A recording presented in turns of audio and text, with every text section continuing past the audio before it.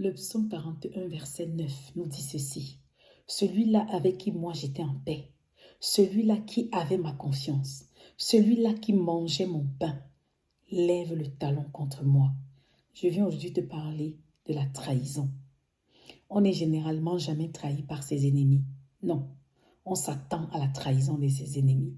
On se méfie de ses ennemis. On est préparé à l'attaque de ses ennemis.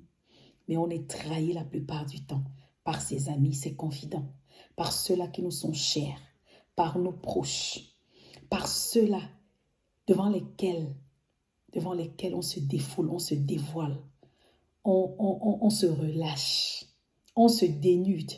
Des personnes qui nous connaissent si bien, qui ne nous connaissent pas seulement de l'extérieur, la façade externe, non, qui ne connaissent pas seulement nos points forts, nos qualités, mais des personnes qui nous connaissent de l'intérieur, qui connaissent nos points faibles, des personnes qui nous connaissent si bien, tellement bien qu'elles pourraient même prédire nos réagissements, nos agissements, nos réactions.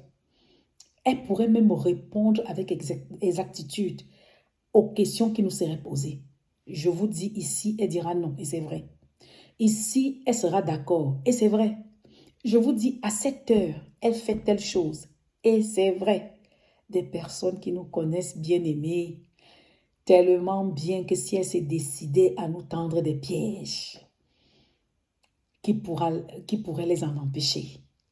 Des personnes, si elle s'est décidée à nous faire du mal, toute aide viendrait trop tard. Regardons l'exemple d'une femme. Si elle s'est décidée aujourd'hui à faire du mal à son mari, les moments d'intimité avec lui, c'est elle qui lui fait à manger. Qui pourra l'en empêcher? Qui pourrait l'en empêcher? Un homme, s'il s'est décidé à faire du mal à sa femme, devant lui, elle s'endort. Toute aide viendrait trop tard. Humainement parlant, bien-aimé, rien à faire. Voilà pourquoi aujourd'hui, je viens te dire que tu as tout à gagner, rien à perdre, à recevoir Jésus-Christ comme ton Seigneur et ton Sauveur. Voyez-vous, Dieu sans nous est Dieu. Mais nous sans lui, on n'est rien. Bien que respirant, on est inexistant. Nous sommes des cadavres ambulants. C'est Jésus-Christ qui est le chemin, la vérité et la vie. Et si aujourd'hui, au son de ma voix, tu le reçois, il rentrera dans toi. Il fera de toi son temple. Le Saint-Esprit habitera en toi. Là, tu chercheras une assemblée, une église où la parole de Dieu est prêchée dans sa vérité. Tu écouteras la parole de Dieu. Parce que la foi vient de ce qu'on entend, la parole de Dieu. Tu donneras à Dieu un temps de qualité par la prière, la lecture de la Bible. Tu développeras ton intimité avec lui. Et je te rassure, mon frère, ma soeur, que même pas un de tes cheveux ne tombera sans l'accord de Dieu. Parce que les jours sont mauvais.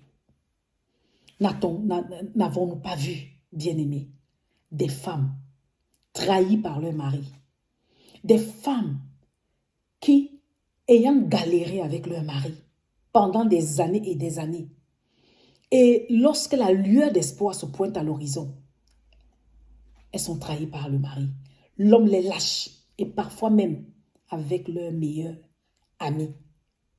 N'avons-nous pas vu des hommes trahis par leur propre femme, et parfois avec leur meilleur copain? Les temps sont mauvais. Bien-aimé, parfois c'est toi qui allais chercher cette fille. Tu l'as sortie de la boue de la pauvreté, par amour, de la misère. Tu l'as fait rentrer dans ton entreprise. Tu lui as donné du travail. C'est grâce à toi aujourd'hui qu'elle est respectée, qu'elle a de la valeur dans la société, qu'elle peut manger.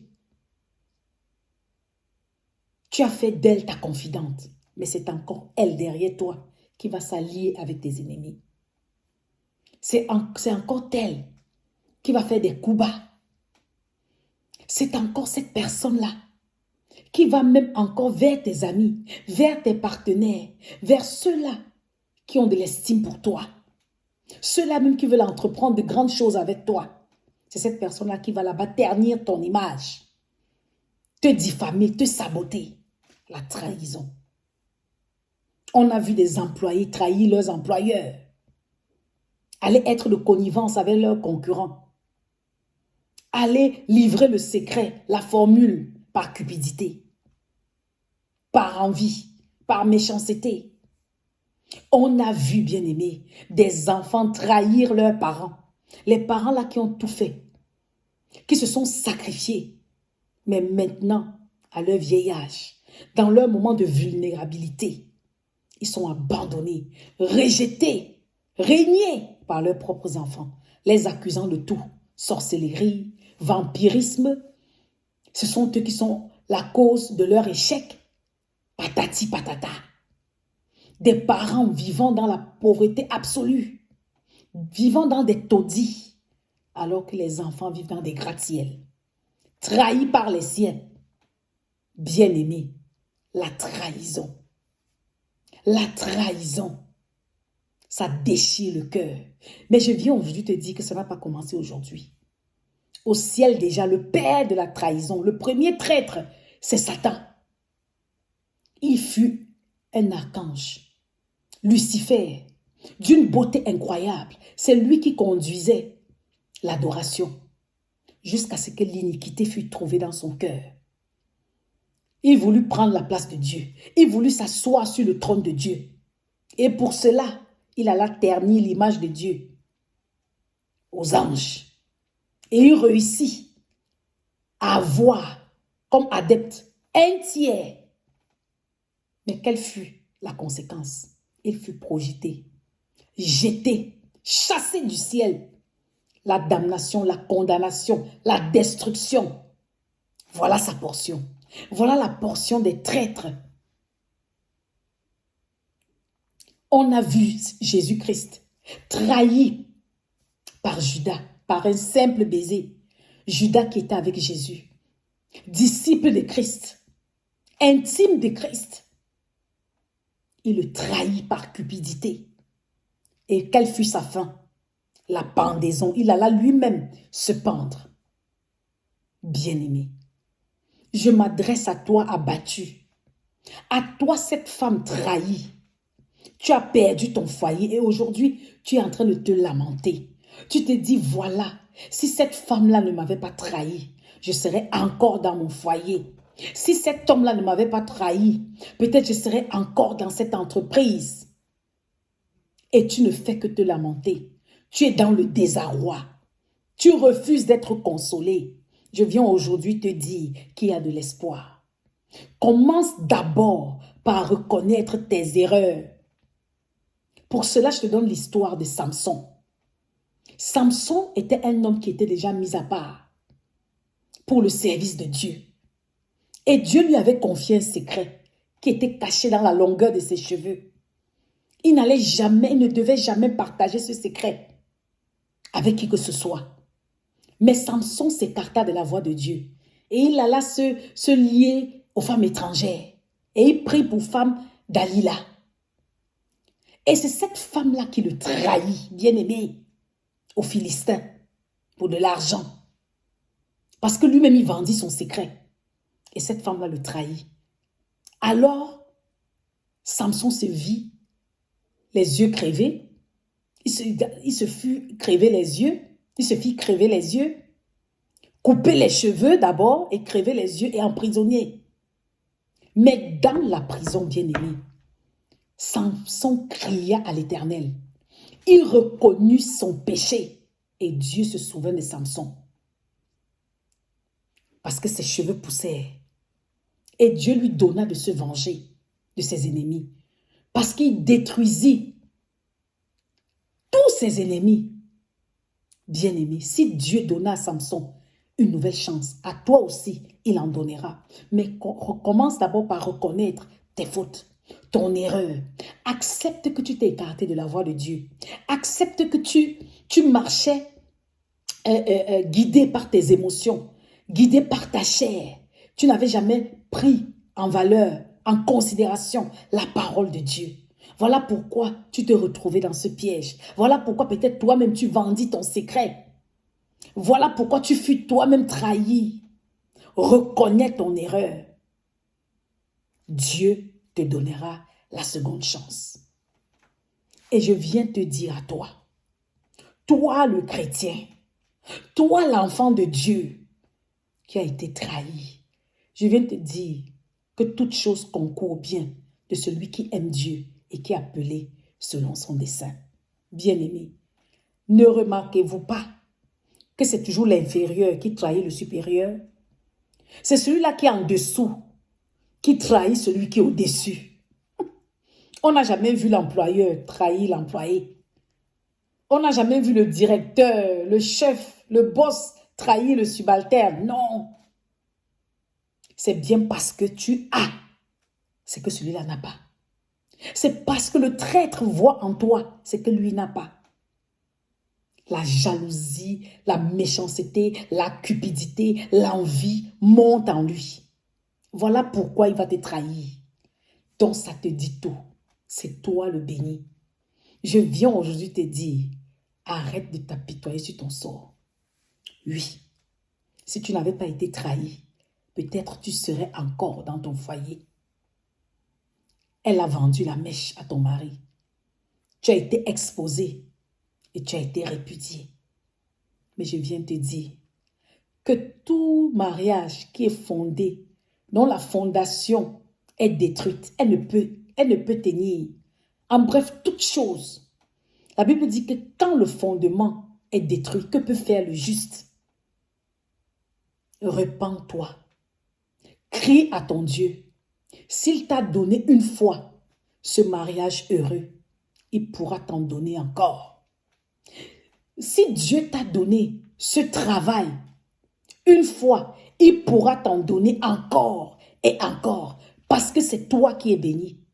Et il dit qu'il commandera à la bénédiction de te suivre.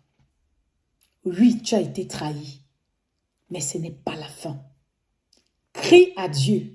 Pour cela, je voudrais encore te donner cet exemple. Celui de David. David était roi. Roi en Israël. Un homme selon le cœur de Dieu. Mais lui-même, David, fut trahi par son fils Absalom. Absalom se leva, trahit son père, voulut prendre la place de son père, jusqu'à former une armée, jusqu'à détourner une partie de la population. Et il cherchait à faire mourir son père à tout prix pour prendre sa place. Mais David avait son homme de main, son bras droit, qui s'appelait Achitophel. Allez lire l'histoire dans 2 Samuel. Vous allez particulièrement 16, 17, 18. Achitophel était le conseiller de David. Un homme sage. La Bible dit qu'il avait un don de sagesse. Quand il parlait, c'était comme un Dieu. C'était un don qui venait de Dieu. Mais Achitophel lui aussi trahit David en allant s'allier à Absalom. Et voilà, David, qu'est-ce qu'il fit? Il cria à Dieu. Son fils qui le connaît, tant bien, si bien. Son conseiller, comment pouvait-il échapper? David cria au Dieu, l'Éternel des armées, celui-là qui sonde les cœurs et les reins, celui-là qui a tout dans sa main. Alors, Achitophel donna conseil à Absalom, lui disant, écoute, j'irai tuer ton père. Et je sais comment et quand. On ira, j'irai avec 12 000 personnes, une armée de 12 000 personnes. Et je sais quand ton père sera affaibli. Donc, il connaissait David. On le surprendra. Et là, il n'aura pas de choix que de lâcher prise. Et là, je le tuerai lui seul. Et la nouvelle fut bonne aux oreilles d'Absalom.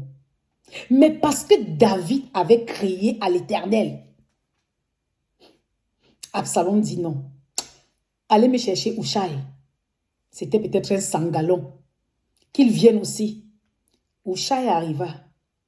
Et Absalom lui dit, voilà l'idée émise par Achitophel. Et Hushai dit, Akitophel, je sais que tu es sage. Je reconnais le don de sagesse que tu as. Mais cette fois-ci là, je t'ai dit, ça n'a pas donné. Ce que tu as dit là cette fois-ci, je t'ai dit au contraire, voici mon conseil.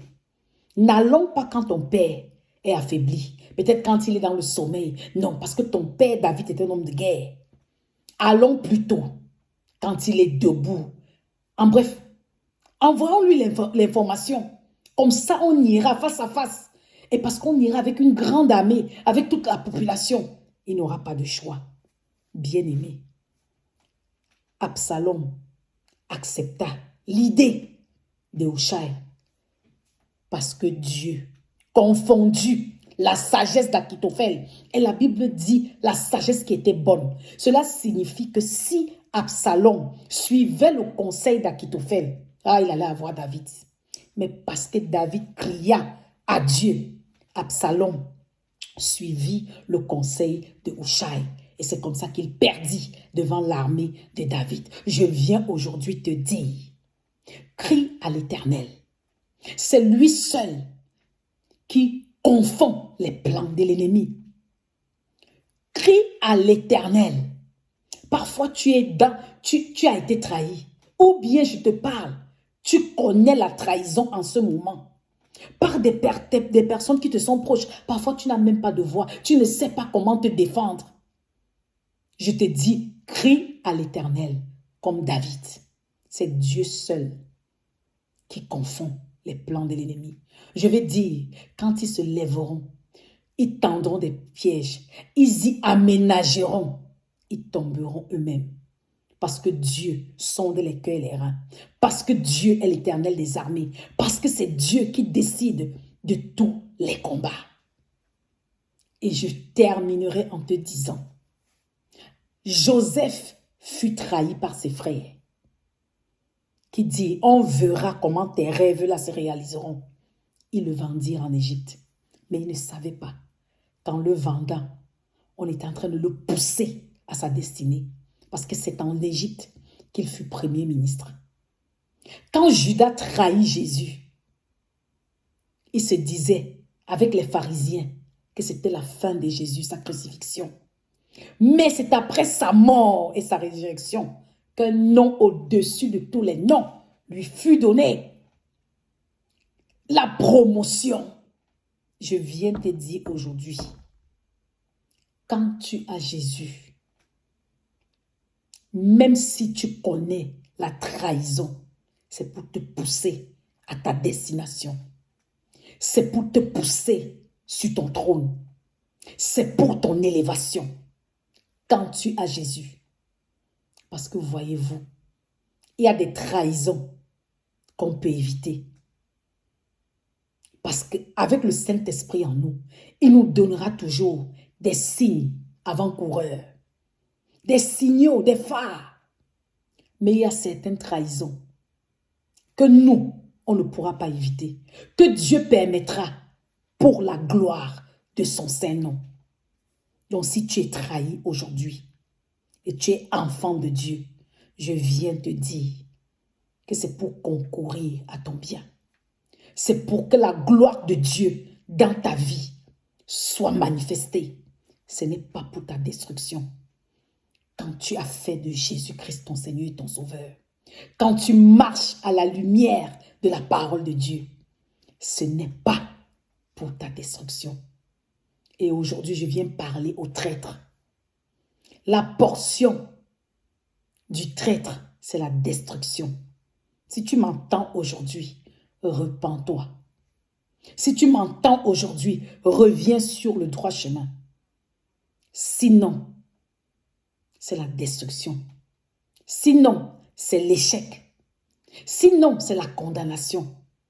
Et la volonté de Dieu, c'est de voir tous ses enfants revenir sur le droit chemin.